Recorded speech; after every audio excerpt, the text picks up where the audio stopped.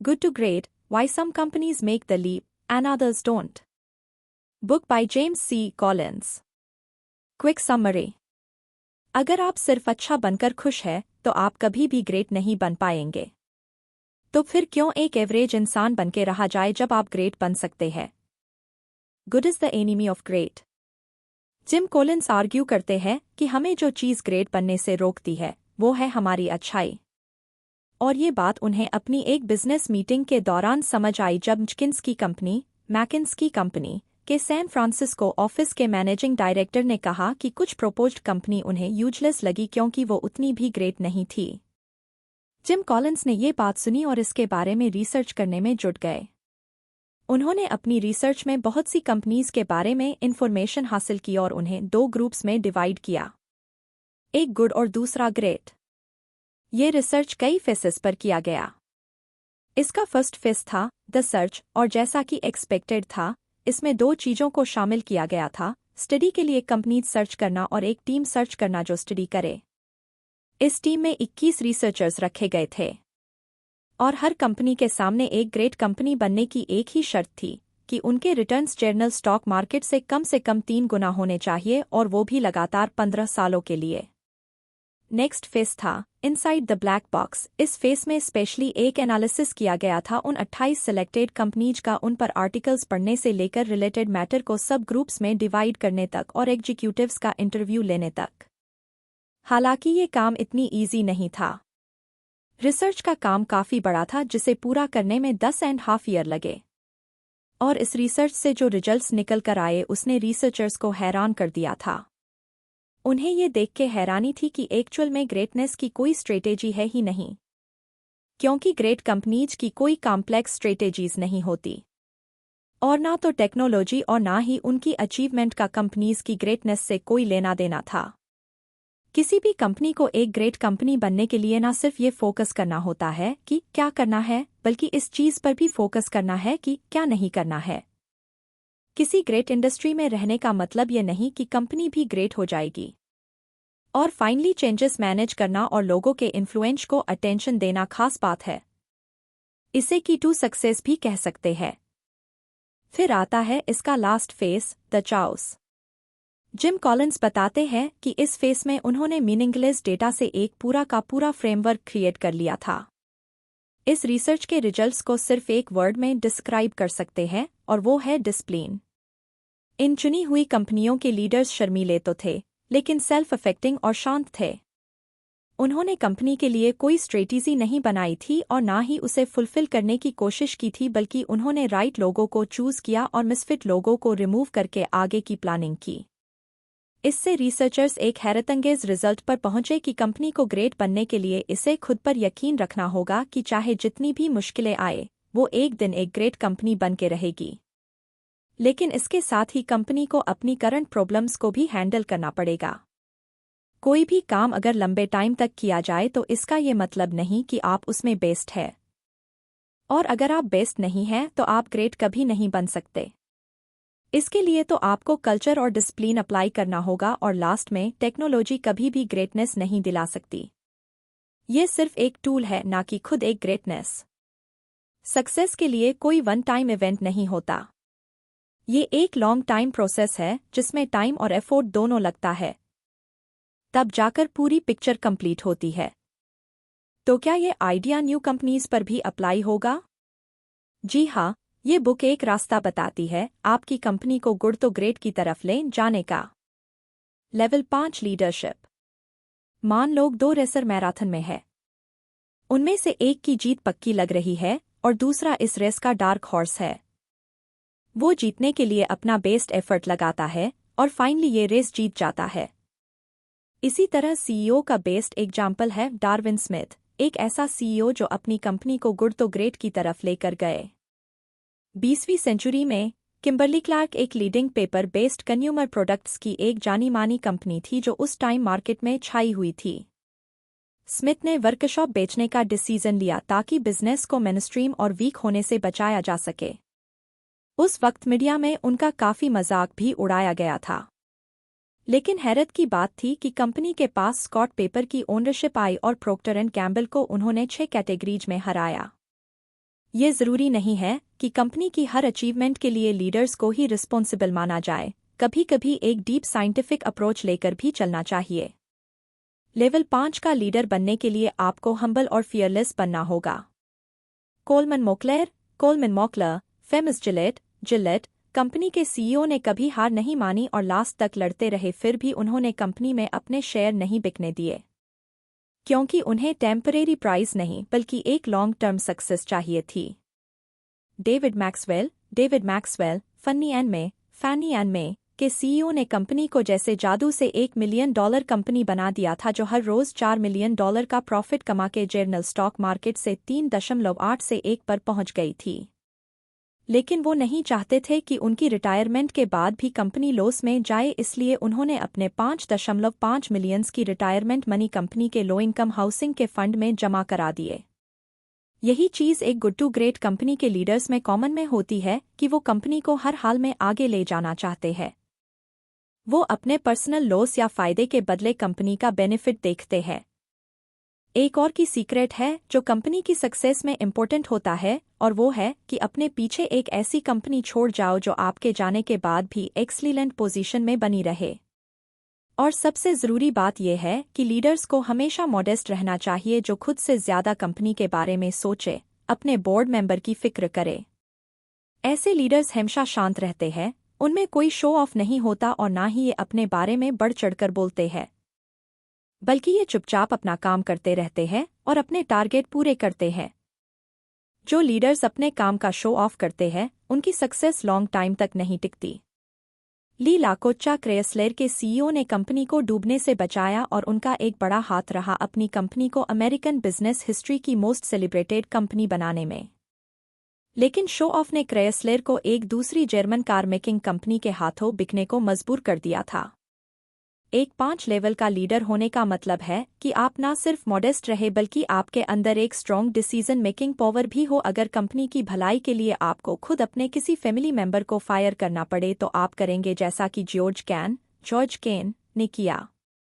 Joseph कुलमैन और Elon वुजेल, एक न्यूकोर executive, मानते हैं कि किसी कंपनी को ग्रेट बनाने में लक भी एक इम्पोर्टेंट रोल प्ले करता है।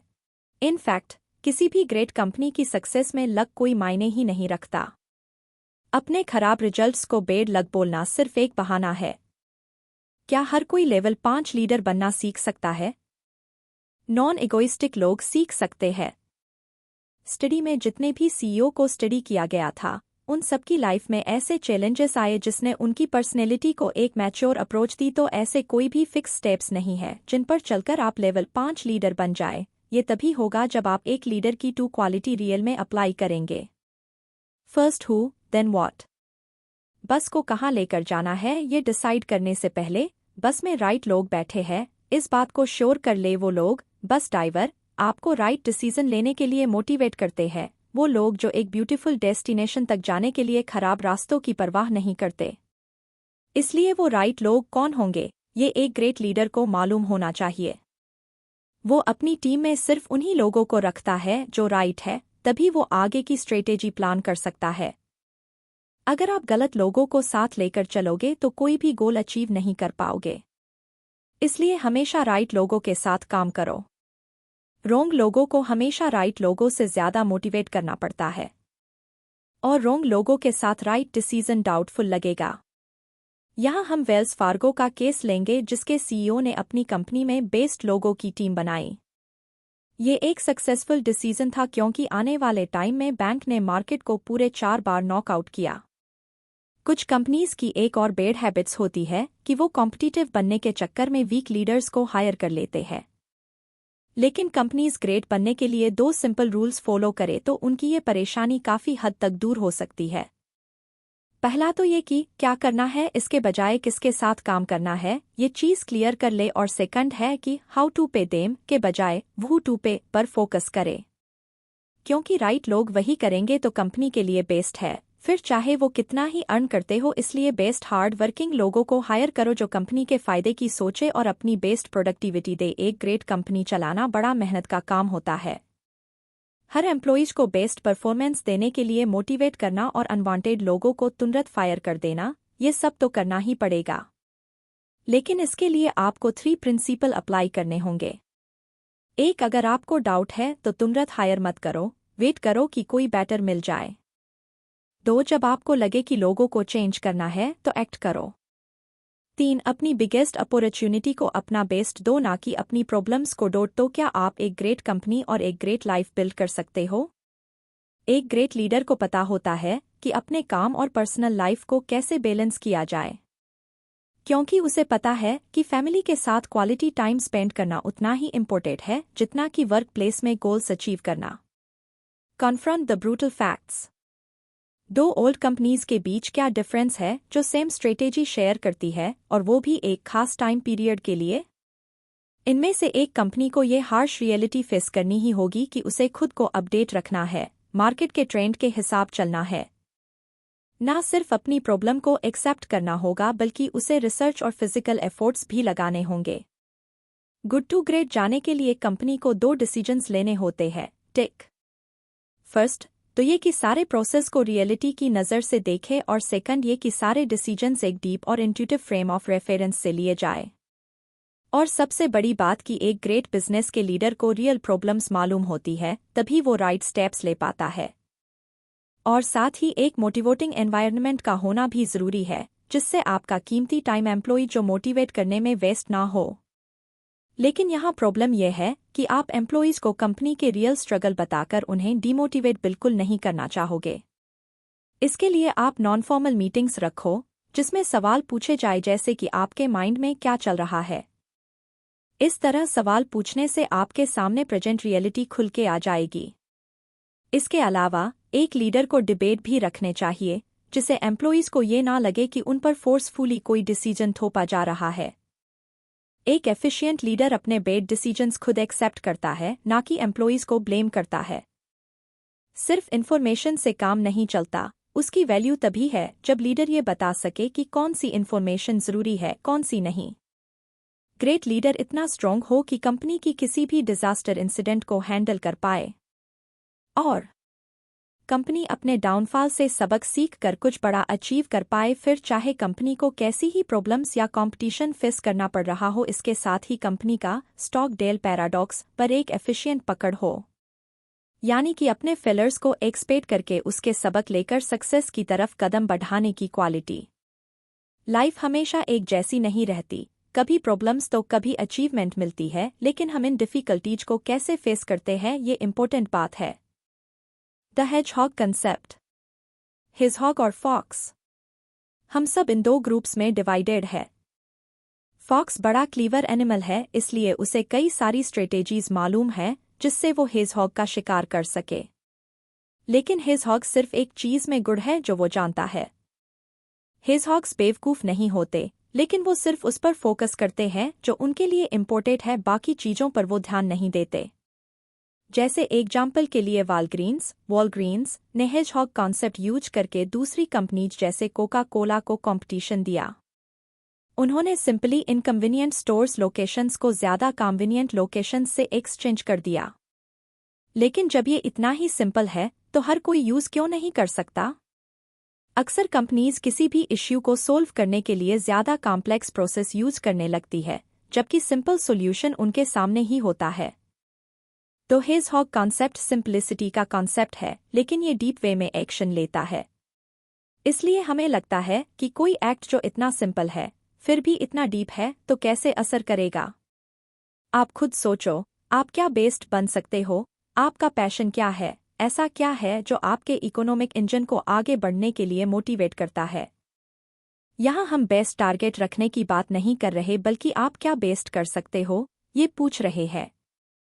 एक ग्रेट कंपनी बनने के लिए ये ज़रूरी नहीं कि आपकी इंडस्ट्री भी ग्रेट हो, लेकिन हाँ, आपके पास एक फेनामोनल वर्क इंजन ज़रूर होना चाहिए। अपने प्रॉफिट लार्जर स्केल पर रखना एक इकोनॉमिक की है। सिर्फ वही काम करो जो आप दिल से करना चाहते हो, यही हेजहॉग कॉन्सेप्ट का फंडामेंटल रूल है। वैसे ये कॉन्सेप्ट इतना इजी भी नहीं है, इसमें टाइम और एफर्ट्स दोनों लगते हैं। इसमें आपके एम्प्लॉइज को डिबेट में पार्ट लेकर मीनिंगफुल क्वेश्चंस भी पूछने होंगे। इसी तरह का एक और कॉन्सेप्ट समझने की ज़रूरत है, जिसे द काउंसिल बोलते हैं, अ कल्चर ऑफ डिसिप्लिन। अक्सर स्टार्टअप्स ग्रेट कंपनी नहीं बन पाती है। क्यों? जवाब है क्रिएटिविटी की कमी। स्टार्टअप खुलते हैं, फिर अचानक बड़े बन जाते हैं, फिर उनको बड़े ऑर्डर्स और क्लाइंट्स मिलने लगते हैं, और यही शुरू होता है उनका डाउनफॉल।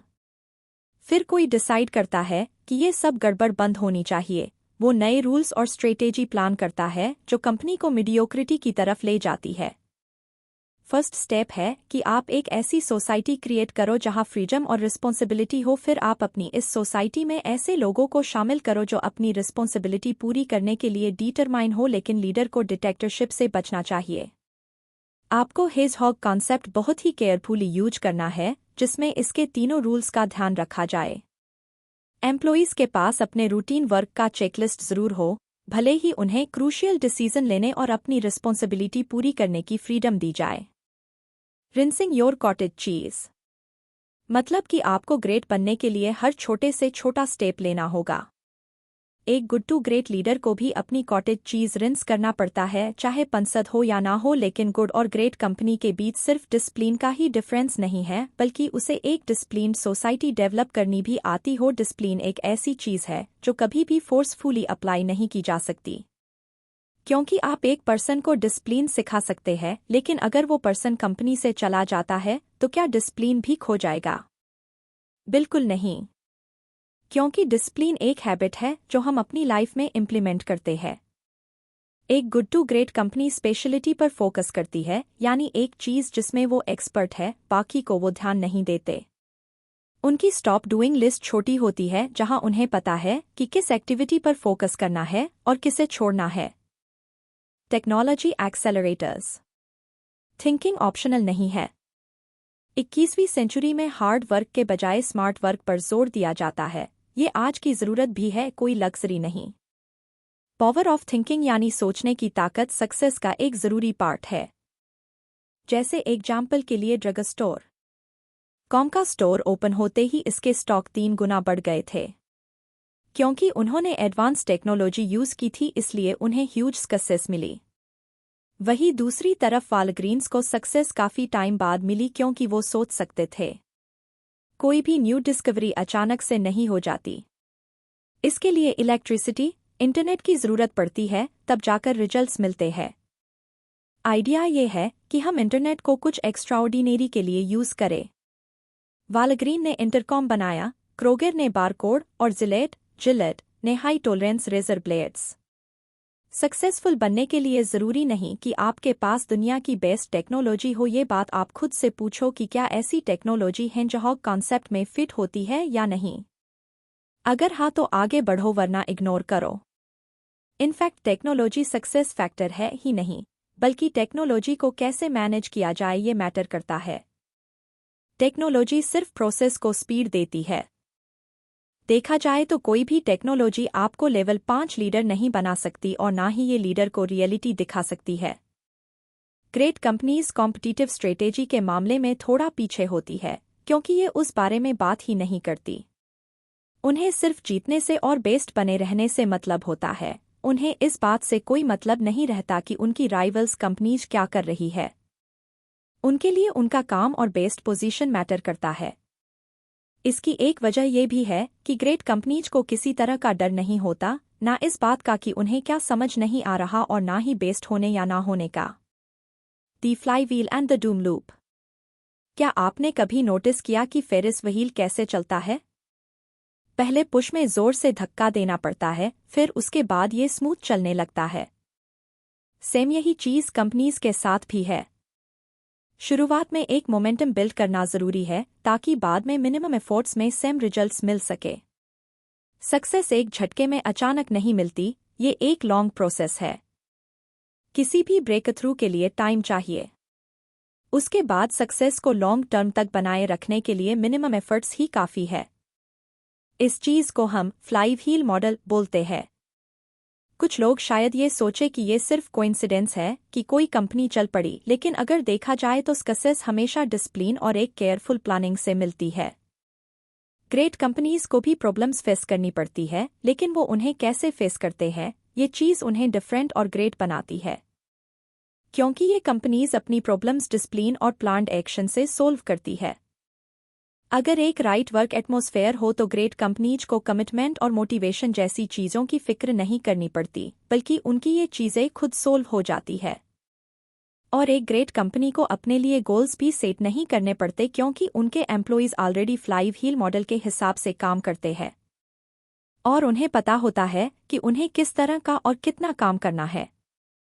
कुछ कंपनीज बेटर रिजल्ट्स की उम्मीद में एक न्यू डायरेक्शन क्रिएट करने के चक्कर में पड़ जाती है, लेकिन नतीजा एकदम उल्टा निकलता है। लेकिन ऐसा होता क्यों है? इसकी वजह है कि ऐसी कंपनीज अपने ही बेड रिजल्ट्स से मोटिवेट होकर ऐसा डायरेक्शन क्रिएट कर लेती है जिसका कोई बिल्डअप नहीं होता और ना ही कोई मोमेंटम जनरेट होता है।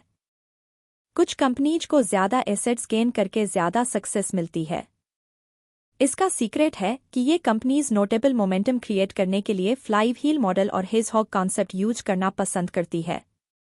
उनके एसेट्स या गेन उनके मोमेंटम को क्रिएट नहीं करते, बल्कि उसकी स्पीड बढ़ाते हैं। एक और ट्रैप है जिसमें अक्सर कुछ लीडर्स फंस जाते हैं, और वो ये कि कंपनी जब ऑलरेडी एक सर्टेन डायरेक्शन में जा रही होती है तो ये लीडर्स कोई दूसरी डायरेक्शन चूज कर लेते हैं।